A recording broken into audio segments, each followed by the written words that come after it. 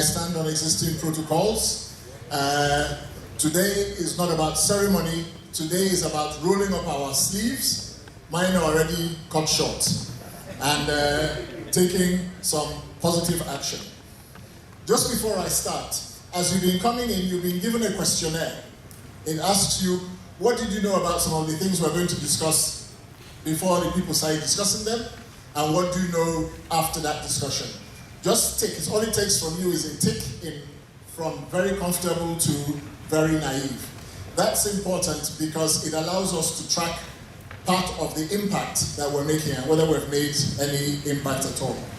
So, welcome to the ease of doing business. We've been at this for some time. Can I have the next slide? I'm just going to briefly go through our previous activities, some of the challenges that we've identified before, and the major bottlenecks that we've identified and where we are with them, whether we're making any progress or not. Some of the reforms that were identified in 2017 and the key reforms that helped Nigeria as a whole improve its ranking. Then we're going to come down to the ranking of the World Bank on the ease of doing business for 4 characteristics in the Southeast. And then we'll go through that one. We're going to talk about what next. And what next is turning theory into practice. It's not just talking it. Is actually making small but concrete steps. Next slide. So we had SEREDEC, Cs 1, I interchanged the two. I'm sure all the other parties, including our colleagues from Southeast Governors Forum, will bear with me. We had the first one in December 2016. We had the second one in November of last year, where we did an extensive amount of action planning. And then we're here today. But in addition to that, Pearl Arc has supported, in March of 2017, an innovation summit in Oka. They also, in November of this year, supported with the Southeast Governors Forum a review with all the 5 states of where we were on the 2018 ranking, what had changed and why it had changed, but most importantly, what we have learned. And there have been a number of interventions across the states. Next slide. Some of you will recognize this from last year. This was our assessment as at last year. It will be updated as we go through the conference over the next 2 days, and we have a workshop for some of the key project implementers. But a lot of these still remain. They run from roads to power and so on. We know them, and so I'm not going to go through them line by line, but we will be discussing these as we go through. But what's important? There are 2 ways to address a problem. One is, oh, woe is me, the world is coming to an end, we can't move. Or the other one is appreciative inquiry.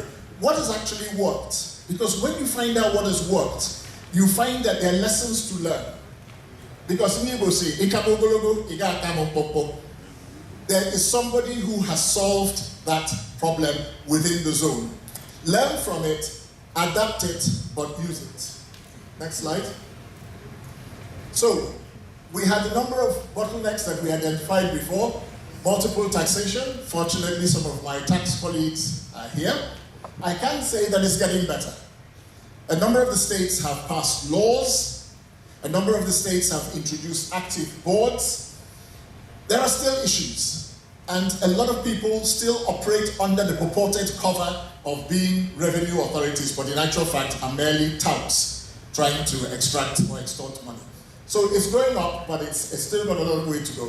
The unfavorable land tenure continues, and it manifests its ways in some unusual ways, including the fact that women can't access credit because they can't get land, and they can't get land, even though we have the Supreme Court ruling that says that Igbo women have the same rights of inheritance as Igbo men. We need to start converting that from theory into practice. And that could be as simple as making sure that your will cover some of this as we move on. Those of us who are now grandpas are beginning to think of how we're going to do the next generation. We've got poor infrastructure. We live with that. We walk around it. And I put it as it's not got better. Hopefully it's not got worse. However, I must say some states have addressed some of the road infrastructure, for example. Insecurity is getting better. There's not the rampant kidnappings and so on that there were before. but we can always improve our security. Access to credit. Some of the states have done some exceptionally good things in order to drive access to credit, especially with SMEs. So we need to learn from them. Enugu's done something quite good in that area. And capacity building. And Bill Gates reminded the whole of Nigeria that if you don't have the capacity, if you don't have the human capacity, it doesn't matter how many clever devices you have, they are not going to be turned into action. Next slide. So today, overall, it's a positive story for the southeastern states, but there is still much to do. And not just the World Bank indicators, but the wider ease of doing business, such as, and I've mentioned them before, security, infrastructure, marketing, policy stability. This is one important thing that government needs to do. You need to know that when you're investing some millions or billions, that the policy is going to remain the same so that you can recoup your investments. A supportive financial system. We've started to take steps, that's why I say it's good. But there's still a long way to go. When we're discussing today, let's be business-like and professional. Let's bring out where we think we have solved problems, because we all know the problems, and what we think we can do. They need to be positive, concrete things that we can walk away with. And the last one, proactive engagement with the private sector. It comes out clearly every time I talk with groups that government thinks it can solve the problems on its government desks, and we do not engage with the private sector, then they're not going to help you work it through and nobody's going to benefit. Next slide. So, when we did in 2017, we identified a number of reforms in each of the southeastern states. Some of them have really come out and helped promote the rankings, but not all the states have actually moved positively. Next slide. So, some of the ones that improved Nigeria as a whole, the World Bank ranking, not for the individual states, because the two states that are used for ranking of Nigeria are Lagos and Kano states. So it's important we bear that in mind, and I make a comparison to them as I'm going through. In starting a business, they studied electronic stamping of registration documents. And he has already moved the ability to register, especially business names, very fast. Some states have also subsidized proprietary registration of names, so the government, federal government has really reduced it to 5,000 till the 31st of December, and some states are paying the additional 5,000 so that businesses can start to formalize. Dealing with construction permits, registering of property, getting credits, and paying taxes. All these slides will be available. But these are the various things that were done, concrete things in Lagos and Kano that moved Nigeria up 18 steps in 2018. Next slide. So, we also had the subnational one, the report that came out a couple of months ago, and it measured all of the 36 states. It checks 4 indicators: how easy to start a business, time, money, processes, how easy is it to register a property, how easy is it to deal with construction permits, and I can tell you that that's not a regulated area properly in the Southeast. I'm going through it personally as I try to do my own business. And enforcing contracts. It was last conducted in 2014 for all states, so this is 4 years on, and 2 C's programs. What has been the difference? Across the piece, there were 77 reforms across 4 indicators in 32 states in 2010. But since 2014, 29 states implemented 43 reforms. But of importance to us is that 25 states showed the largest advance, that they did the best towards global good practice. Kaduna, Enugu, Abia, Lagos, and Anambra, 3 of the 5 southeastern states were in the top 5 winners. While a lot of us have our concerns about some of these third-party indicators and measures, the point is that even with those concerns, we were up there. I think we've started to put our money where our mouth is. 3 states have been the most consistent in implementing at least 5 reforms in the 8-year period. Our dear Enugu, where we're sitting, is one of those. 3 states have been most consistent. And all of the reforms, however, have been federally driven. And there's a lot of space for states to fly on those coattails and do simple reforms. So for instance, the CAC online registration, Enugu has already started to do it by adding the taxation onto that process so that you can register for PAYE of your staff immediately and save time. All of those things remove the dates and raise us up, and most importantly, make it easy for people to operate. In a draft, this thing, in the past 8 years, the 5 Southeastern states have implemented 13 reforms in the 4 regulatory areas. You can see 2010 to 2014, very few, but you can see 2014 to 2018, some significant reforms.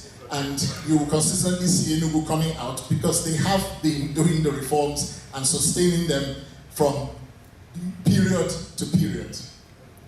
Next slide. So some of the more details, I'll just go through this very quickly because I'm aware of time. Starting a business. 2 of the 8 steps in the process are federally as controlled by states. The other 6 steps are controlled federally. But Enugu has put their tax registration online, and Abia has abolished the state physical planning and infrastructure fee. Those 2 simple, who use simple in quotation marks, acts have allowed them move up that ladder significantly. Dealing with construction permits, we really haven't got a code and nobody has really identified it. One of the good things coming out with all of the states when we had the meeting on this in Oka was an identification that this is an area that requires some action. Registering property. Anambra has cut the time taken to register a property from 213 to 111 days. And it did this by 1, assigning some of the governor's powers to the commissioner to sign for C of O's, and in addition, they gave limits. If anything stays on your desk more than 2 days, by default, that has got approval. So it can be done. When people say it can't be, I keep on saying appreciative inquiry. Others have done it. Let's find out what they did and how they convinced their principals to release some of that power.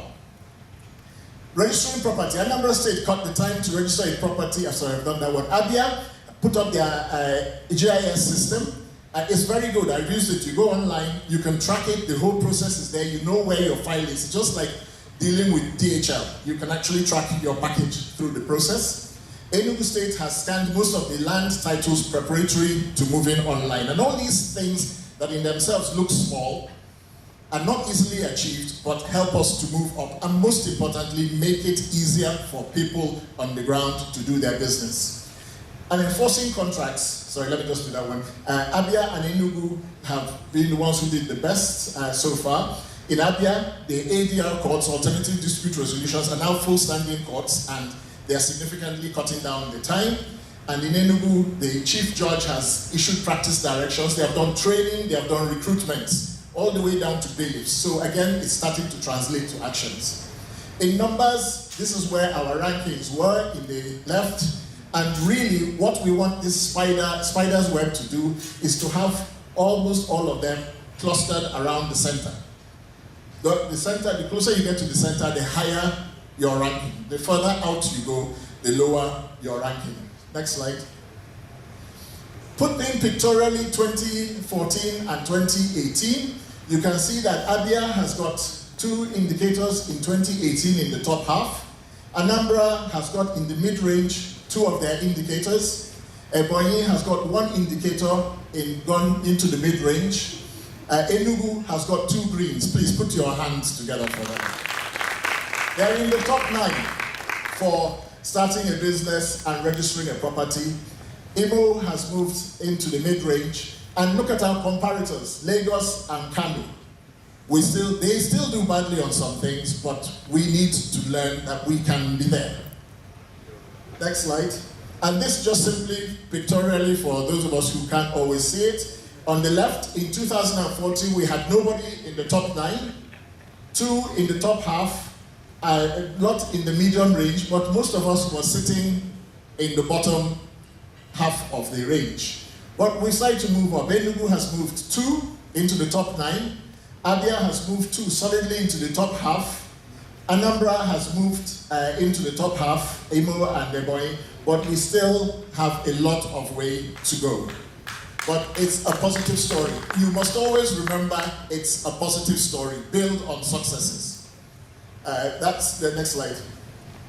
That's just another variation of the same thing. Hopefully, if I repeat it enough times, we will start to pick it up. Next slide.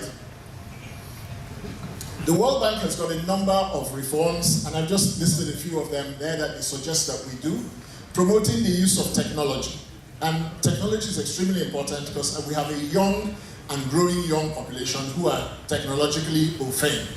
Even in creating jobs, the more we put online, the more we do these things, the more they're able to use it. We need to publish processes and steps. When you don't have a process laid out, anybody can tell you any answer to anything. And depending on who you speak to and the time of the month, you may be given 3 processes or 5 processes. We need to recruit staff and we need to train them and so on and so forth. Some of these are already being done and we need to use more opportunities to learn from each other, but very importantly to engage with the private sector. Next slide. From the previous Cs and workshops, we had detailed plans coming out. You will see some of them in the report from last year. And again, we picked out a lot of things. One-stop shops. I know a number of states have actually started to activate their one-stop shops.